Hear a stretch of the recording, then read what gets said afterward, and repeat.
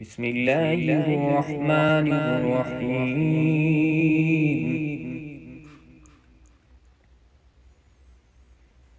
ألم تر كيف فعل ربك بأصحاب الفيل؟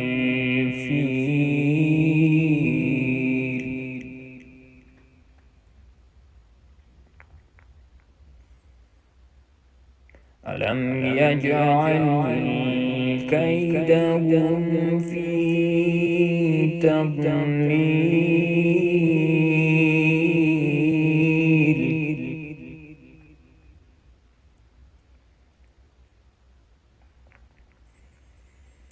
وأرسل عليهم طيرا أبابيل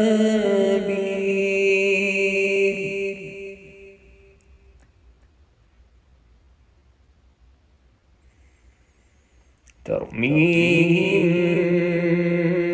بحجارة من سجيل